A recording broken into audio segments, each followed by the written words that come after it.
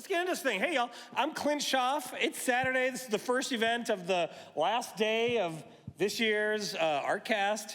If anyone's interested, the Arkansas Razorbacks are down 13-0, so you made the right choice being here today, because you don't want to see that. You want to be here. You want to be learning, improving your brain. So I'm excited about that. I am the general manager at KUAF Public Radio. We're across the street. We're a 51-year standing NPR affiliate, 40 years of NPR affiliation, and we're the local public radio station. And so today, Ty had asked us to do a panel, and we're specifically talking about the relationship between public radio and podcasting. I'm calling it From Podcast to Public Radio, Creating Crossover Success. So let's see how that goes. I want to just ask, because it is a Saturday, it's the first one, I got to get the energy, the mojo going. Y'all came forever. You could have been anywhere in the world, but you chose to be here this morning. Off the top, before I tell you what I think we're going to talk about, did anyone come into this knowing there was a KUF radio panel, a public radio panel, with something they wanted to learn? Let's hear it. My name is Asher Griffith. I was hoping especially to talk to you.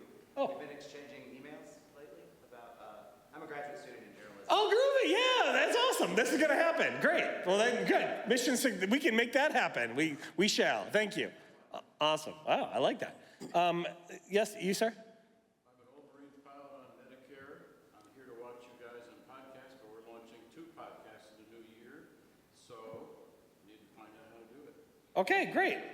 Hopefully there was a lot of that programming yesterday, so that'll be available for all y'all who registered for ArtCast, so that'll be great, but maybe we'll get into some how-to stuff here. Yeah, absolutely. Anything else come to mind before? Well, some of the things that I think we're gonna try to leave here with is, some talk about, like the gentleman just said, some talk about the content requirements and technical parts of podcasts, perhaps, maybe specifically as it relates, how it might differ from the podcasts you've been hearing from the last 2 days, and how radio may have some extra requirements. Some of the steps to make your podcast content radio ready, how to build relationships with public radio stations. It's typically just as easy as reaching out.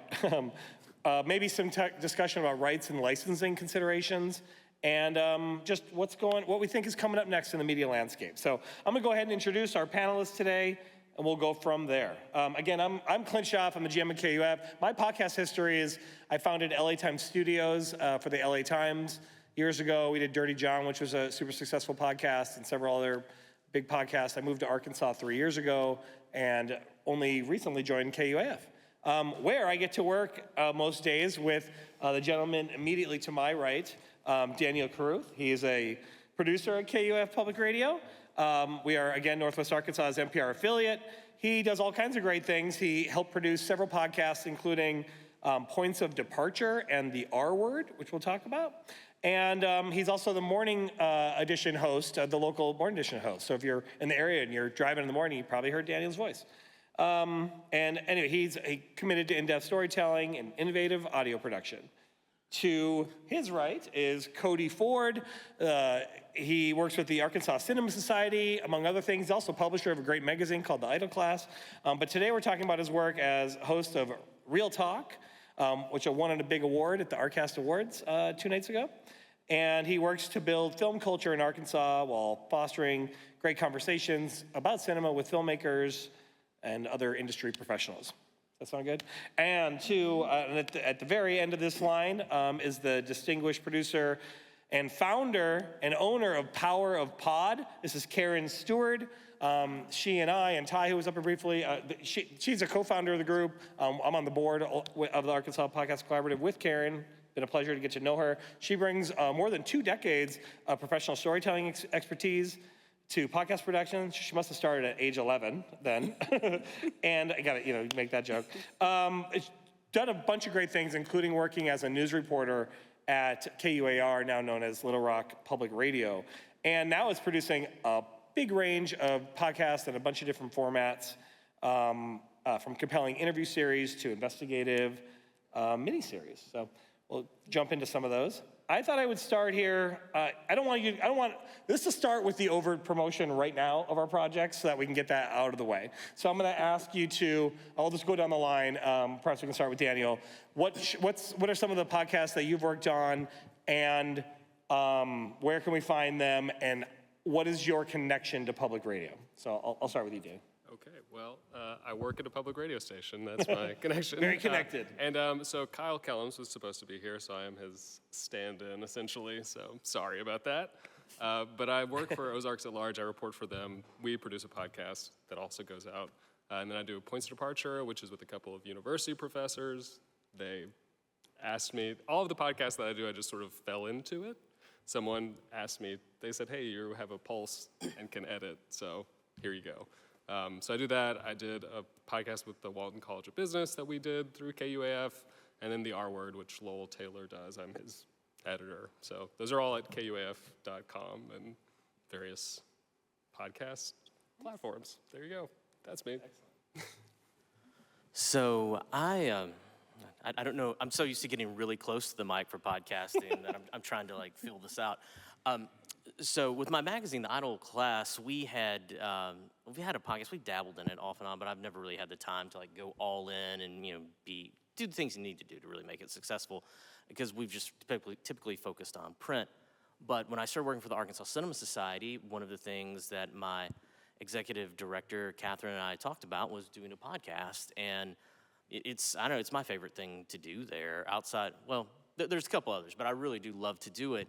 And it's just, like, I knew how to edit video and stuff, but I never really, and I still don't consider myself that great at audio. I'm still learning on some of that. I only recently started working with Audition. I've just been doing it all in Premiere. But yeah, we started doing it, and we're 60 episodes in, and then we started working with KUAR just recently for our fall season, and we had done underwriting with them over the years to promote our annual event Filmland, that we do down in Little Rock at the museum. We bring in actors and filmmakers, and it's kind of a 4-day thing. It's pretty cool, pretty big deal. But when Jonathan, the new station manager, came on, he was like, well, hey, why don't you guys come on with us? And Clint, I kind of knew what you guys were doing up here at KUAF, and I was just like, yeah, that's a great idea. So, that's how we got signed up with them. Great, fantastic. And Karen? Yeah, so I worked at the NPR affiliate KUAR from 2001 to 2018. And then after I switched jobs, I still work on podcast projects. Most recently, I'm working on season 4 of Smart Justice. They've had 3 seasons. We're trying to mix it up and make it a narrative podcast. And Smart Justice is also a magazine and a website. And then my role at KUAR in kind of my final years there was content development director. And that meant that I set standards for existing broadcast content and also worked to acquire on acquisition of new programs.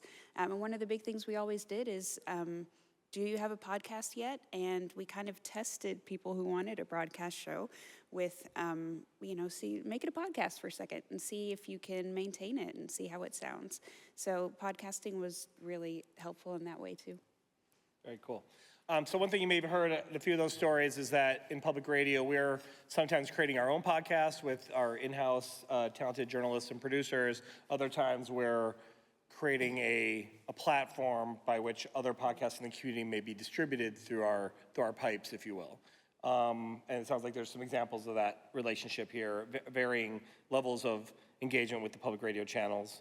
I wanted to ask a little bit about the difference between the two. I'll start with you, Daniel. You work on, you're on the news every single day, delivering the news, creating original content, contributing to a news magazine show, Ozarks at Large. Again, another award winner at the RCAST Awards the other night. But you also work on these podcasts, and I want to ask how that differs when you're working on a podcast versus working on the radio. Or is it very similar in our case because you sort of have a KUAF approach? Yeah, I mean, it's pretty different. I think the biggest difference is just the time element. I mean, when I'm doing something for the radio, I got to stick to a pretty strict time. For like our newscast, it was only 2.5 minutes, and then a podcast could go anywhere from 15 to 40 or longer, but hopefully not much longer than that. So yeah, the time element is a big part. I think when I'm reporting, when I'm producing a radio story, like I want to do things, I want to say as much with as little as possible. And then with a podcast, you can, hopefully people are sticking through it without, whereas in radio, people dip in and dip out, so you don't want to lose your audience. But in a podcast, hopefully people will follow you all the way through, so you can sort of take your time and spend more time to create a scene, if it's a narrative podcast. Yeah, I think that element is probably the biggest difference from radio to a podcast. Yeah. Karen, does that vibe with you, that same? Absolutely. Any other contrast between the two? Maybe things that one medium you found to be, maybe better for or more comfortable for certain types of things? Or I mean, pretty much what Daniel said, like broadcast, you have a very, you have a very specific time, and so you have more leeway in your podcast to maybe have an extra guest or go a tiny bit longer. You don't want to make it too lengthy. But, broadcast is you got to be in this location listening at this time, and podcast is you can be anywhere and you can listen to it on demand. So as long as I was in radio, I think from 2005 on, we were always hearing this. There's this thing called podcasting, and it's going to kill radio. It was never like, how can those complement one another? It was like, you better get ready or you're not going to have a job. Yeah, it's funny because we're like in a heyday of video as well right now. And that's like Yeah. a part that maybe, I don't know that we're, as a group, super video forward with our work. We may do some. It's like, you think, TV is dead or something's dead. Well, video is more popular than ever, right? We have all these in TikTok and Instagram and stuff. So it's similar in this regard, where we have different types of audio storytelling. Some things are easier or more some mediums are more conducive to different types of stories or manifestations of stories.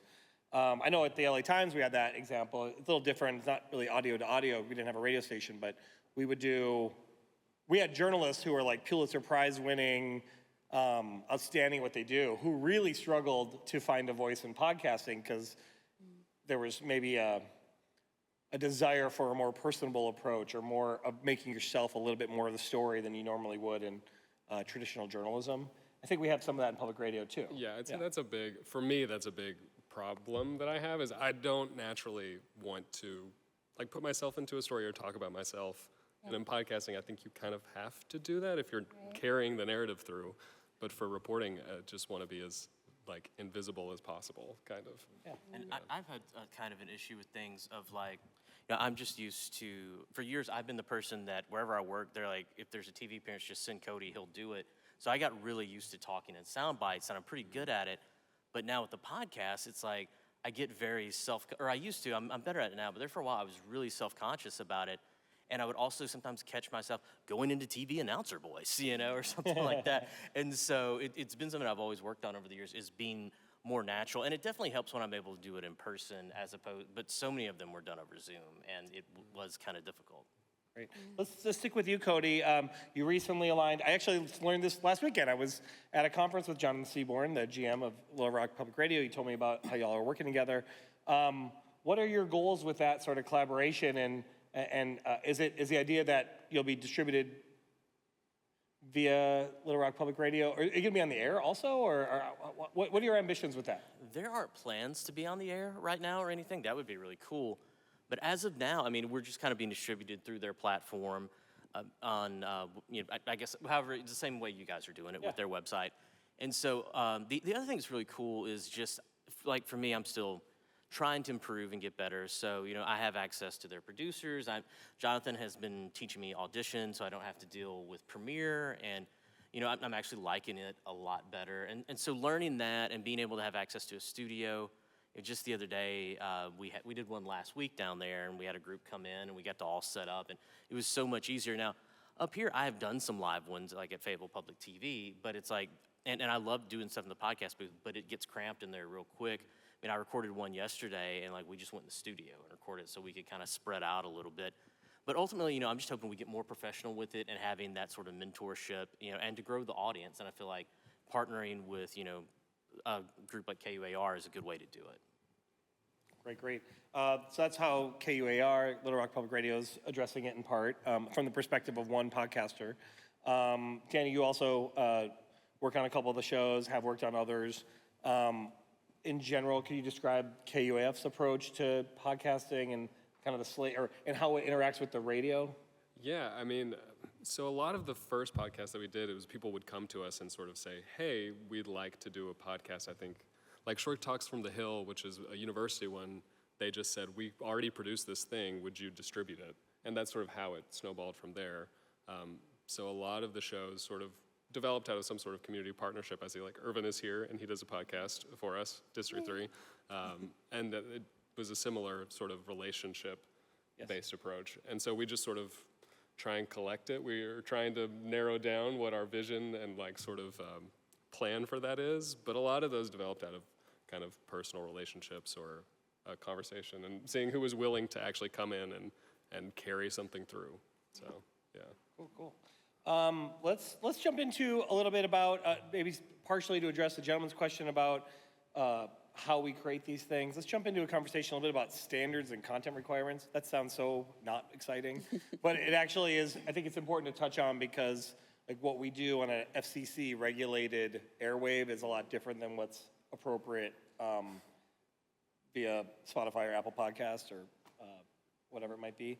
Anyone want to take on? Or Karen, you have a lot of experience in both. Maybe speak to the difference between podcast and radio content standards, some of the things you might do differently on radio versus podcast? Right. Yeah, well, first of all, we went, like in everything we did, we used the NPR Ethics Handbook. And so if someone was working with us, we would give that to them. I don't know if any of it's really long. I don't know if they read it, but just as a guide of principles that we stood for. Basically, so there's the FCC, and they regulate an on-air signal and don't with like online content and podcasts. And so that will make a difference. Then there's also music rights. There were local shows that used songs, and I always had to take those out before we posted them as podcasts. So those are two considerations. Yeah, that's great. I mean, I host a hip-hop radio show on KUAF called Hip Hop Hello. It's on at 4 today if you want to tune in on HD3. And it's about half interview, half music. I can't just put it out as a podcast because I do not have the rights to that music, right? And I'd be stealing from those artists. Even if I got away with it, it's not the best thing to do. And certainly not good for a entity that's part of the University of Arkansas, part of the state of Arkansas, and regulated, right? Not good to be a thief. So I don't do it as a podcast because of the difference. Karen's kind of speaking to the rights and that, because the radio stations typically do have some sort of license, a blanket license from the BMIs and ASCAPs of the world that allow them to play songs on the radio. Yeah. Y'all have to speak to the difference on that? I know you haven't produced radio, Cody, but you have an insight here too. Well, I only get one F-bomb per show now. Being the big difference. It was like Eddie Murphy Raw before, but they've dialed me back. No, one of the things, like when Jonathan and I first worked together, he just kind of set me down. I mean, there was no handbook, but he just gave me a quick spiel.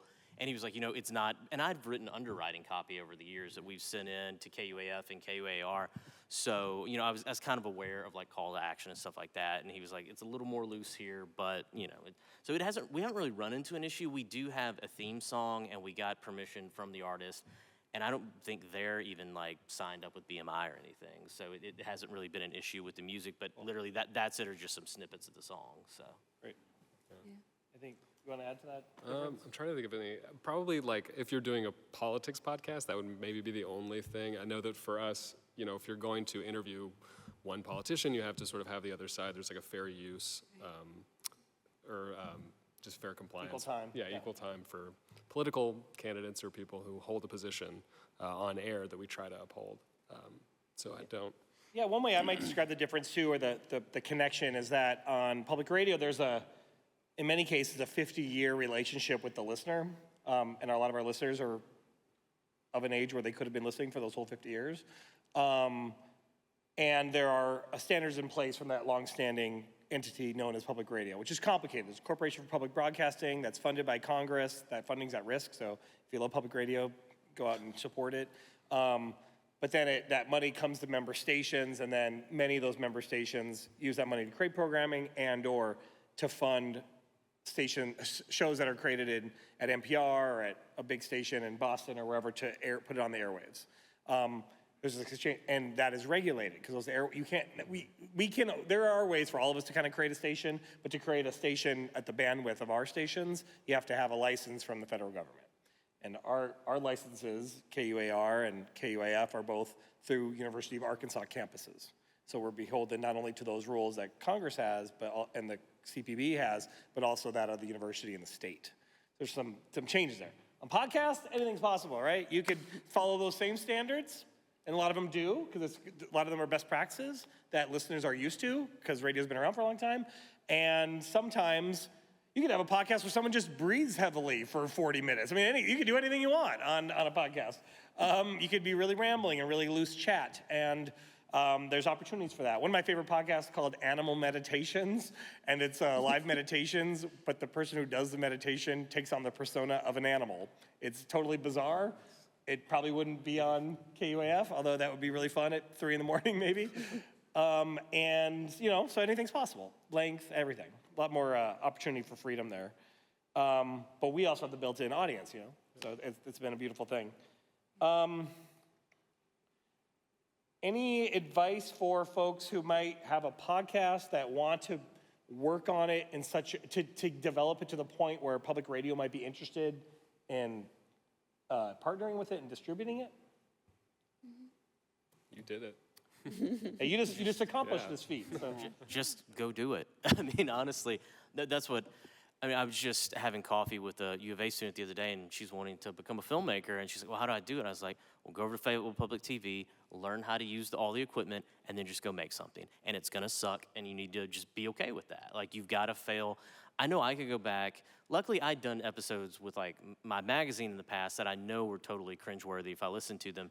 So starting with Real Talk wasn't as bad, but even then, like I know I could go back and listen to like our first few episodes and there would just be audio quality or there would be something. I'm just always like that. And I think anytime you're a creative and you have to edit yourself, you're always going to be self-conscious about that. But just go do it. I mean, that's the thing. Like Fayetteville, like Library has podcast booth, Fayetteville Public TV has one. Just go do it. Just ask people nicely, and just try and figure out what your angle is, and just have a conversation. Great. Yeah. And Karen, you've done both. You're now at Power of Pod. Are you all trying to create shows that might also have a radio partnership, or is that a secondary or not a concern? Right, so absolutely, and I know part of that is because I have the background in public radio, but when you have a podcast, it doesn't necessarily have to be like, hey, radio station, I'm gonna, I'll do a half hour or something, and I'll include the NPR news. Like, for example, it could be a piece in Morning Edition if you have reporting skills that, is really good, and then it's like, if you want more, tune in, which I'm gonna try to do with Smart Justice, kind of just a Morning Edition piece. Promoting the podcast. And also, like, for example, KUAR specifically airs 1-minute segments, and that's a big thing for them. And so I pitched, after I left there, I worked for the Supreme Court and pitched Courts and Community, a 1-minute spot, and made it into a podcast, just like 60-second civics. So that was a cool partnership in terms of how those looked in the various formats. Great. I think Karen's sharing something that might be helpful for podcasters out there. Every station might handle the breaks and things a little bit differently too. At KUAR, and I'm interpreting what you hear, that they have, they'll have a show that might have 6 minutes or 8 minutes in the clock for program that isn't that show, and they'll air the 1-minute spot that Karen may have produced. They might air some sort of news update. They might air an underwriting message. They'll fill that break with those messages. We do that also at KUAF. Additionally, we have a pretty ambitious midday show called Ozarks at Large. And in that show, we may have, we'll do the same thing in spots, but we'll also almost have spots within the show Ozarks at Large. And so Irving Camacho does District 3 podcast. Randy Wilburn is frequently in our show. If you were at the awards, he won the Wavemaker Award. His show, I Am Northwest Arkansas, will take a 5 or 6 or 8 minute clip from that, put it into Ozarks at Large. And what's great about that is our Ozarks team has 8 minutes of great content that we didn't have to use our in-house full-time staff on it. We're happy to have great content that rounds out our clock. It's also great for him because he's getting access to the 25 to 50,000 people who heard that. and just enough to whet their beak that maybe they go in and subscribe to the podcast and become have a direct relationship with what was our listener. It could be our collective listener. And so that might be an approach. So I guess a friendly piece of advice would be to almost do the show you want to do, but almost consider where the station may have a hole in terms of representation or topical information or things like that. You might be well positioned to fill that hole. I'll say both of our public radio stations that we're kind of talking about here in the state, there's a third great station in Jonesboro. We don't have a lot of sports, right? Just the way it is. Maybe there'd be a good opportunity for someone at a sports podcast to be occasionally featured in a show like Ozarks at Large or in a spots on both stations. So things like that. Fantastic. Let's talk a little bit more about making your podcast radio ready. I guess it's kind of a reiteration of an existing question, but I guess are there any production elements that y'all think separate the professional audio, often associated with public radio, from, and I say this with a lot of respect, with more amateur content or beginner content? Like what separates, when you hear some tape and you're like, that podcast is well produced. What is it about that you think makes for a well produced series or story? Anything come to mind? So I'll go. A lot of times in podcasting, you may have longer conversations, and so the way you make it radio ready is just to do a really good job of making it concise, because you only have a certain amount of time. And I think that the radio listeners expect that and expect that pace. Versus a podcast when it's just, some people just post a Q&A, they do an interview. To me, that's, what are they doing? You have to edit any interview for it to be good. But that's kind of the difference between is just making it really concise for radio. Yeah. And being able to identify, I think, just what in the conversation was really compelling or interesting, to be able to pick that out of a 40-minute discussion, to be able to say, here are 3 to 5 minutes. Because that generally for Ozarks, those segments could be anywhere from 3 to 6 minutes. Mm-hmm. And that's for a podcast, that's a pretty small amount of time. Right. So if you can find an element of that or edit it in a way that says a lot in a limited amount of time and is compelling, I think that's the biggest. Yeah. I think if you have that ear and that judgment, that's the biggest thing. Yeah, yeah.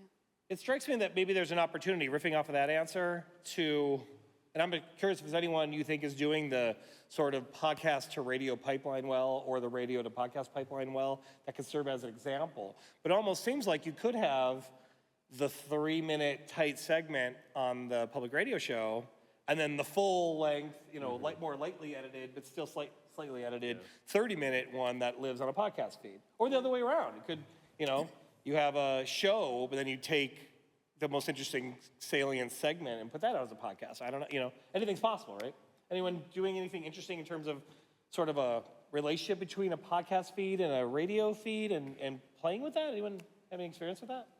Well, StoryCorps, just if you're national, that's probably the most. They're a huge Can you explain what StoryCorps is a little bit? So StoryCorps, it was I think it developed out of public radio. It was a relationship with NPR, but it's its own entity, and it's 2 people sit down, you have a conversation, and then they have, I think those conversations go to the Library of Congress. Someone takes it and edits it, but there's a segment that airs every Friday during Morning Edition that's maybe 5 minutes, 6 minutes long, and I think they're doing a good job of, you can go online and listen to that whole long conversation between 2 people, but then there's also these short segments that give you a sense of what that conversation was about. Right. And I think they do an incredible job. It's a huge entity that involves a lot of people and a lot of production, but if you're looking for something good, that's a good place to start. Right, yeah. And I think so, in general, broadcast is for a more general audience, and then podcasting, to really succeed at it, in my opinion, is to be more niche. So what better way than to have this, general piece of content, and then if people want more, they know about it and can go into that more niche podcast. Anything come to mind? Podcast you're digging on? Okay. I'll add, this is an NPR podcast. I think that airs on airwaves on Saturday, I believe. The TEDx Radio Hour. Anyone ever listen to that? So we all know TED Talks. They're online. They're these videos, right, with some sort of compelling story that has a lesson typically. that could be decent radio, right? You could just strip the audio, put it on, and that might relate because there's such high quality in the content. But they produce a nice podcast where at least the ones I've listened to, they tend to stitch together the best part of 3 or 4 TED Talks that have some common theme amongst them, and then a host delivers that and says, hey, today we're talking about grief. And we've got 3 speakers from from the last 10 years of TED Talks that have insights around grief. And they sort of guide you through the weaving. I think that's a cool way to cycle that content that's existing and bring it new life. So that's maybe something to consider if you're sitting on a lot of content. Yeah. And I'll just say again, for the shows we work with, I don't think we put any sort of we don't have much in terms of constraints on the podcasts that we distribute at this time. But there is a constraint in that, for it to be on Ozarks at Large, which is one of the best promotional vehicles we offer, it has to be pretty tight in the tradition of good public radio, right? It has, because if there's a meandering sort of sideliney conversation, it won't work in the format, and so we can't really exert it very well. So that's something to think about.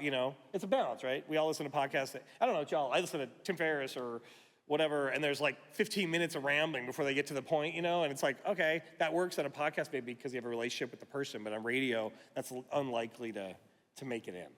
Mark Maron is really bad about that. It's 15 minutes, and then he'll close it out with just jamming on his guitar.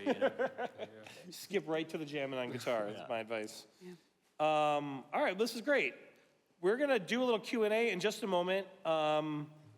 Wanted to ask, we talked a little bit about standards and content requirements, making your podcast radio ready. Want to talk a little bit about the future. How about, let's ask this one. If you're doing different types of radio, how do you see this evolving, this relationship between public radio and podcasters? They're seemingly in some competition, right? Ears can only listen to one thing at a time generally, but they're complementary in a way. Where do y'all see the relationship between public radio and podcasts going? One thing I can kind of think of, and it sort of relates back to my magazine, in the sense of if I can go and do an interview and then we could take it, make a podcast out of it, make a story out of it for print, you can really maximize that interview and get all kinds of content out of it. So, I think it kind of goes back to what Daniel was saying a little bit about having to edit it down and everything. If people, and I do this in print, it's if you want to read more, go to our website and you can read the full interview. So I think it does give an opportunity for people to really dig deeper with whatever the subject of the story on Ozarks at Large was or something. Yeah. Cool. Great insight.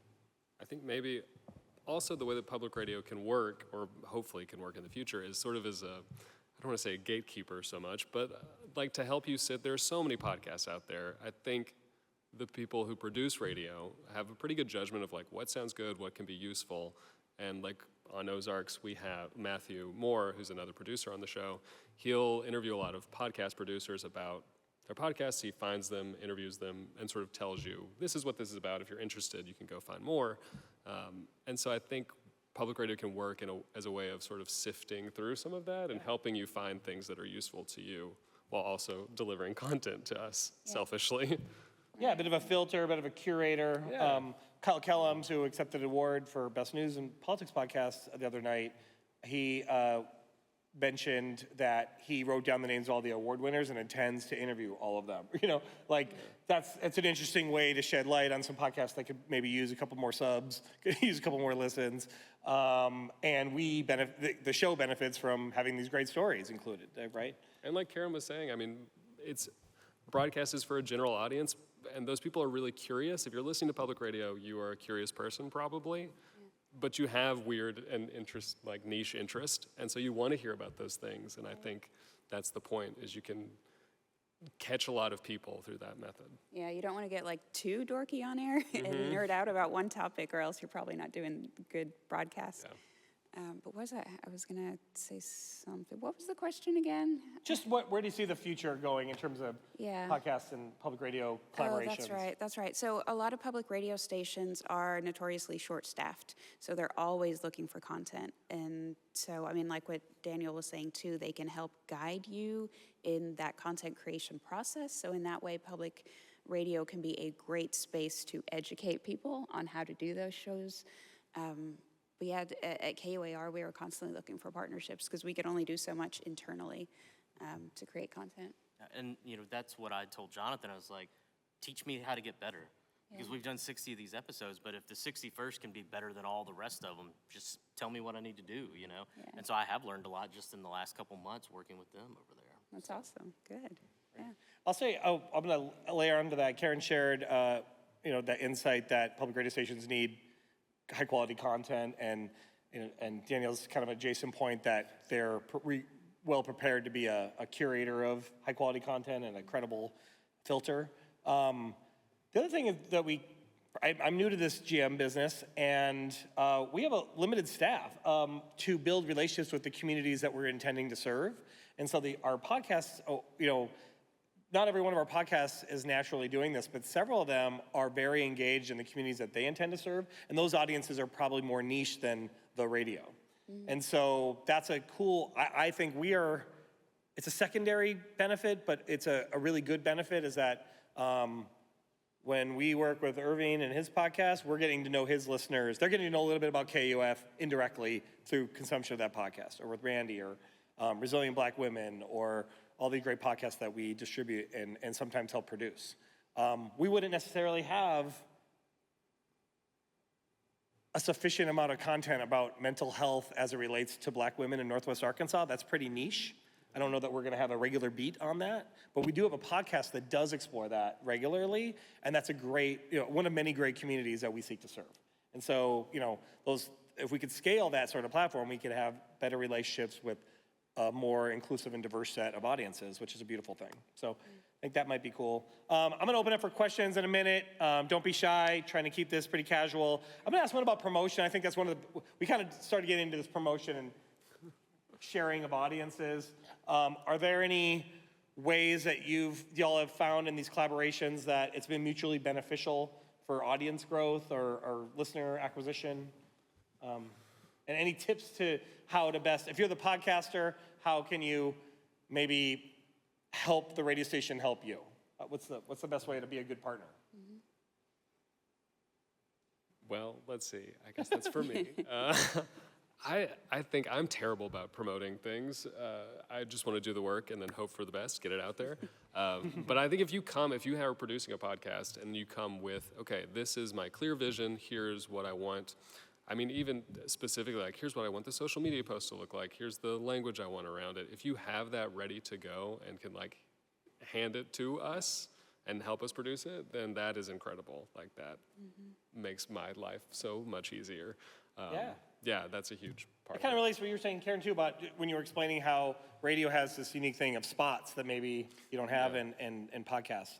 And if a station runs 30s and 60s, if you can make a 30 or a 60 about your podcast, there's a pretty good chance they're gonna throw into the rotation, right? Like, so, that could be beneficial. Just in producing Morning Edition, like, I am constantly I want something local to play that is relevant, and so I'll try to force all of our podcast producers to make those 15 to 30 second promos. Like, it's promo for you, and it fills time for me. So, like, please just voice this thing that I wrote. Yeah. We did that at KUAR as well, where we had a script, because we were terrible at, like, doing websites or promoting it. So we actually had to have scripts, like, in your Morning Edition breaks. Oh yeah, don't forget to, like, every once in a while say something about visiting our website. And so we also put, like, I can see in the regular scripts of what you put in breaks, just promoting your podcast offerings as well. But it's often, like Daniel said, a matter of who has time to do it and will it be done. So if you can be proactive as a podcast, producer or host, they're probably going to love you for it. So. I mean, we're still early in our collaboration, but I do videos for our social media, and we're just making them a collaborator on it. But I'm sure we're going to probably dig a little bit deeper in the future on it. Yeah, collaborate, that makes sense. And I think all types of collaboration, I think he's referencing literally like an Instagram post where it gets published by both feeds through a collaboration post. If you're on the platform, you're probably familiar with that. If not, you're probably not gonna wanna do it. But all kinds of collaboration. You're gonna do an event for your podcast, invite that public radio station to join you at the event, because we're looking for more opportunities to touch base. If you're the radio station, there's only a few of us who are but we should be looking to align with y'all when you're doing events, because we want to gain an opportunity to meet your audiences. So just look for, public media is unique in that, and particularly public radio, and that it truly is listener supported. I think something like upper 80s of the funding comes from listeners like you, and so it is very much in support of their ambitions to be partnering with you. Don't be shy about it. Don't be nervous about it, and maybe ask them the best way to partner. But I'll leave that. I want to thank our panelists. I want to get some questions here. We got about 10 minutes, and let's jump into it. And is this thing on? No, maybe not. You can just yell. Is that all right? Yeah, that's fine. All right, great. Hi, my name is Grace, and you'll talk a lot about getting engagement up by like collaboration and stuff. But like besides that, how are y'all like keeping it interesting, getting new ideas besides collaboration? All right, so the question, in case, just for the video sake too, great question from the audience about how to drive, how to keep it interesting and innovative beyond the idea of collaboration. Does that sound right? I mean, we have a newsletter and things like that we put it in. And of course, we share it on our social media as well to really kind of get the word out. Is that sort of the angle you're asking, is for marketing it? Sorry. Or the content itself? Content. Oh, keep the content more interesting. Yeah. I have an observation that a lot of the podcasts we partner with have the tried and true interview format. And I think that's, it's perhaps a self-evident answer to your question, but that they keep it interesting by curating an interesting set of guests who all bring themselves to the episode. So if you listen to one episode, this day, and then the next day, the tone and tenor of the conversation will change a little bit because there's a new participant, and that keeps it interesting and engaging beyond listening to the same person over and over again. Yeah, I mean, that ours being an interview format is how we do that. So. Yeah, and we always tried to keep it timely, so there might be an interview, some show that like, okay, it's fine today, but then something happens in the news and it's like, hey, this is actually really relevant, and so then we would promote it. So keeping an eye on like when the conversation is really important and promoting that, I think, can be really cool. I'll also say, I mean, as a reporter, I struggle with that every single day. It's like, what am I going to talk about? What am I going to do a story on? It's terrifying. Yeah. But then for podcasting, I would say this is even maybe more elemental. Like, add music to your podcast, right. Even if it's just, royalty free. It breaks up this, like, if it's an interview format, if you can break it up into chunks, that adds that element in and like keeps people engaged, I think. Or if you can break up into it where you can have a little bit of like a field report that happens where you're explaining something or you have different voices that come in. I mean, that breaks it up and makes it interesting just in each episode, maybe. Yeah, and the more you can involve people, like one of the podcasts at KUAR uses local musicians only, and the local musicians love the shout out. So really involve your community and make them invested in the content. I'm going to ask a follow-up, but I don't care. I think you have perhaps more experience on like podcast sound design of anybody here. Yeah. Can you speak to that as a tool for continuing to have engagement? I think specifically of the crime podcast that you did that had a really engaging sound palette. Oh, thank you. Yeah, and so I work on a lot of narrative podcasts, which is very different from Q&A, where you sit down with somebody and just interview them. You might edit a little bit, but the narrative podcasts are really like going out and doing, a bunch of interviews, and then finding different ways to tell the stories. One of my favorite ways is organizing the content so that you always have like a hook at the end of it, like that's unexpected. That's like, oh, but then there's this element. Join us for episode 2 where you're gonna learn this whole thing that you didn't expect. So it's always fun to tie it together and really do transitions. That's so important. One of the podcasts I'm working on now, I have all these interviews, and it's not going to be a good podcast unless I know how to tie it all together, because otherwise it's like, and she thinks this about this, and he thinks this about that, and it just sounds like a mess.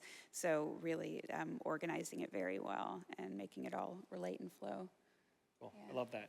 I'm going to I'll share one that I worked on too. I worked on this podcast about historical athlete, historical figure Jim Thorpe, and all the first attempts sounded a lot like a glorified Wikipedia entry, and it's like, what's the reason for this podcast? Like, and it kind of found its legs when we decided that the interviewer they had to have an arc to their story of why they're doing this podcast. And so I think sometimes with interview podcasts, you want them to be able to stand alone so people can pop in and out of the series, but it's kind of cool if it's clear that the interviewer is trying to make some big change in their lives, and that's the context of why they're doing the show, or they're, you know what I mean? And now that person is proxy for you, the listener. You're like, well, I also want to, I don't know, be the best speller in the world. So I'm interviewing people who are talking to people about spelling.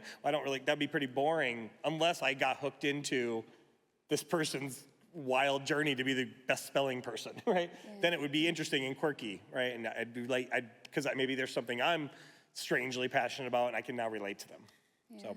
Yeah, and elements like sound effects, I incorporate those. Those can get really corny really fast and just be terrible. But if things, and I think you brought up the example of someone running, and while you're talking about somebody running, you kind of hear, and don't make it really loud, just kind of under the, like them breathing. Yeah. Or in one of the episodes, like a woman gets shot, and I made sure it wasn't like the most corny bang sound, but you hear a bang and you hear her drop to the floor, and I think it makes that more like you're there with her. And then also, when people have died and you want to bring them back to life, experiment with voice actors. You can do that too. So, yeah. Great, I love that. I saw a question here and a question here. We'll go these three questions, and we'll go from there. Here in the front. So we talked about royalty free music, right? So what sources do you all find that you revert to most often that you would recommend for a new podcaster, or even somebody that's maybe pivoting a little bit into a new season? I've used Blue Dot Sessions. I think I have an account for that, and they're really good. And that's kind of my crutch, and I rely on that a lot. So. And we kind of keep we only recently changed our theme song whenever we went with KUAR. We had used a clip by a composer. He composes for movies named Amos Cochran. Some people may know him. He performs a lot around here. But anyway, we did that for 50-something episodes. And then there is a musician named Princias, and we used just some snippets from their song. And that's what we're using, at least for a while, for a few seasons, I think. But yeah, there's just so many bands around here that if you can find someone who's willing to just let you use it, right. Go for it. Right, yeah. Yeah, I'll add to that. I have a podcast that I have coming out. It's something I recorded before I started this job, so it's not a conflict if anyone's listening. But it's with Cash of the Medium, an arts organization in Springdale. And we reached out to a band called Parishes. There was a lick in a song that sounded really good for the music. They're not a big band with BMI representation or anything like that. There's no other rights holder, so it was really easy to just kind of negotiate with them. Sometimes you pay, sometimes you wouldn't. I guess that's up. And then we made sure to plug that band in the promotion of the podcast and the credits and stuff like that. Some artists will be interested in that kind of thing. So that might be a fun way. And then you also have another collaborator. You have another entity. If they have a big following, they might be able to drive you 1,000 listens, right? You get a big local band, they might help. So that could be an alternative way to get some content. Absolutely. I'm going to go to the next question. I wanted to share one more thing, too. Cody mentioned changing something after 50 episodes. That reminded me of a good answer to your question about engagement. There's no one way to do podcasts, but I tend to like to have seasons with clear breaks, and then there's an opportunity to revisit the show to do reinvention. If you have the slug of a day or weekly show or whatever, it's pretty hard to change horses mid-race. But if you have clean breaks, then you can kind of come back, and the audience expects some changes. So you have license to do that maybe a little more easily. So I like to try to do that. So my name is NPR. I run the podcast space, which is both my company and a podcast. So this podcast is aimed at business owners who are impact-driven. So it's using the podcast as a tool to grow their influence and grow their community. So thinking about everyone, or most examples happen around building community, talking about things that happen locally. So given that my show, I just moved to Arkansas, so I'm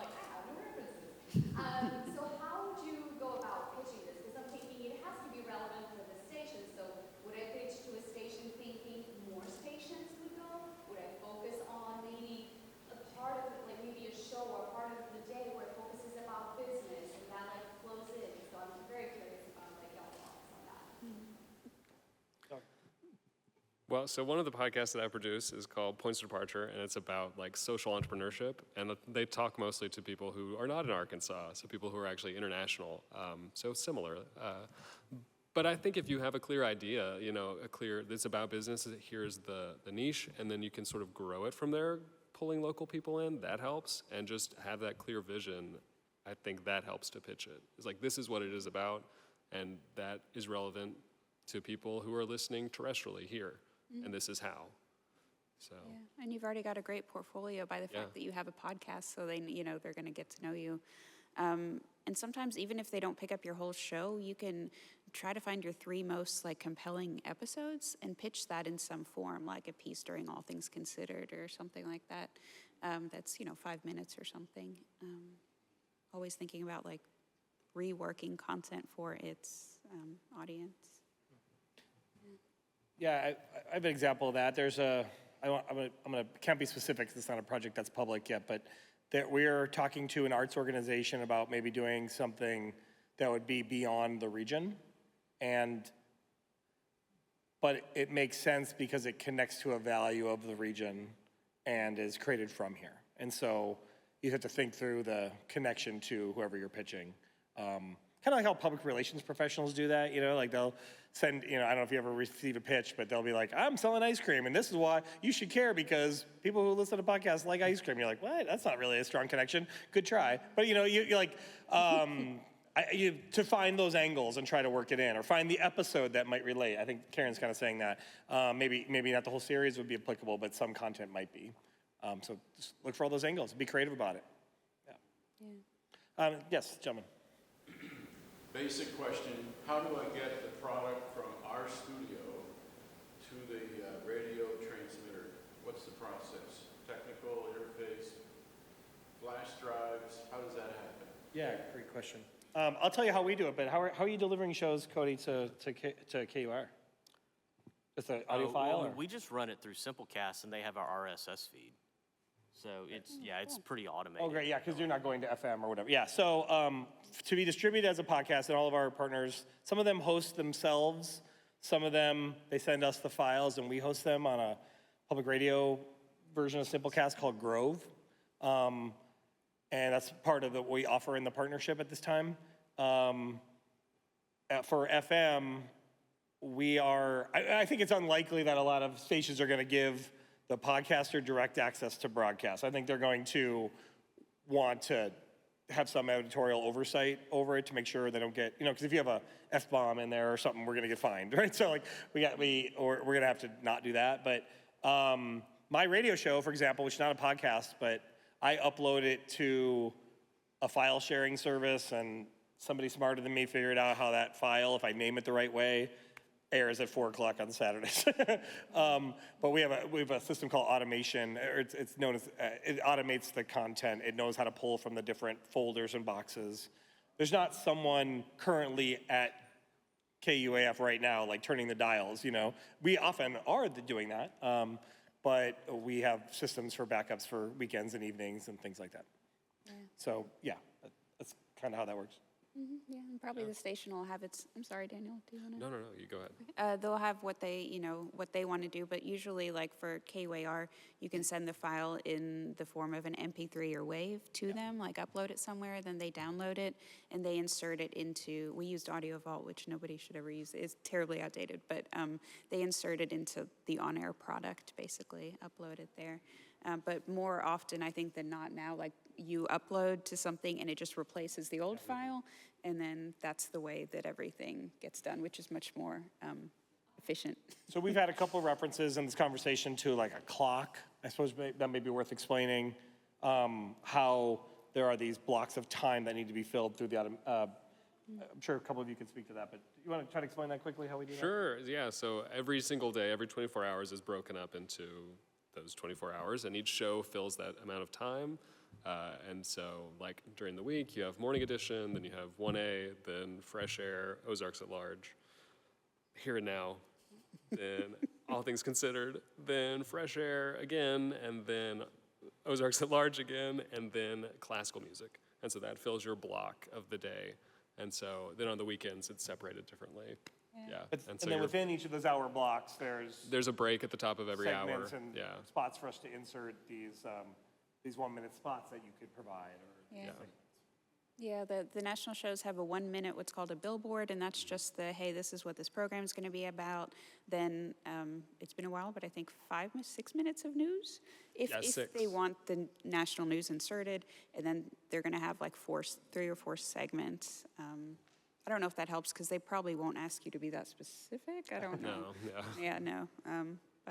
But yeah, I think that's one of the big opportunities for podcasters if you were to partner with a station like ours or our friends in Little Rock is the opportunity to have regular rotating spots that help fill Yeah, that clock. yeah. Because it's good where the people who are hearing it, you know they like audio content because they're listening to the radio.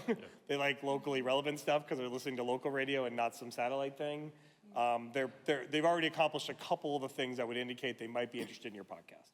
So it's a good crossover opportunity, which is kind of the whole purpose of this great panel. Was there a final question here before we wrap up? All right, great. I'm going to pass it back over in a minute. I think there's a networking thing right now, but I think all of us panelists, I know I'm willing to hang out for another 15 minutes or so. I got to meet my man here in the back. And we want to thank you all for being a great audience, for your excitement about storytelling, on-demand storytelling, i.e. podcasting, and for your interest in public radio. Stations like KUAF and KUR do need your support as content creators and otherwise, and we'd love to collaborate in whatever way makes sense. So check out our podcast. We're at KUF.com/podcasts. Any final calls to action or promos or anything y'all want to throw out there? Listen to Real Talk Arkansas. Yeah, we go. There we go. Boom, mic drop. All right, y'all. Thanks so much. Thank you, panelists. I love y'all.